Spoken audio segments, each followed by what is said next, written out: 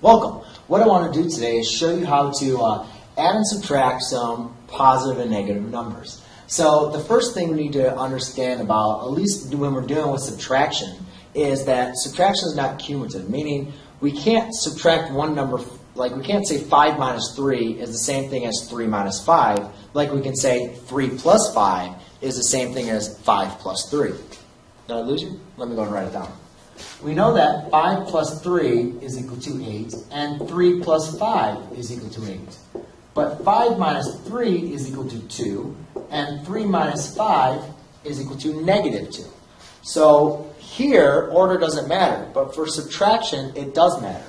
So I'm just going to make sure, to be safe, I'm just going to do all my operations from left to right. The next thing I want to go through with you is to understand that when we're dealing with negative numbers, 5 minus 4, that's the same thing as 5 plus a negative 4. So now that I've wrote a subtraction problem as 5 plus a negative 4, now I've wrote it as addition, I can actually rearrange them so it equals negative 4 plus 5. See, it's helpful. You can't write 4 minus 5. But what I can do is I can change it to an addition problem. Then I can change the terms. It's okay, I didn't change the word. 5 minus 4 equals 1. 5 plus a negative 4 equals 1. Negative 4 plus 5 equals 1. So it's just really important for you to understand you can work like that.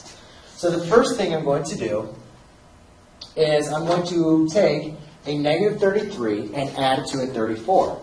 So it's kind of like this. Negative 33 plus a positive 34 is really 34 plus a negative 33, which is really 33 minus 34, or 34 minus 33, which we know is going to equal 1.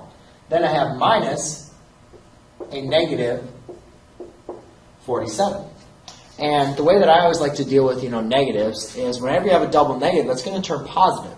And the reason being is, if you say out loud, I don't not love math, well, the don't and the not is the same thing, so you're crossing those, they're kind of canceling each other out, and therefore you love math.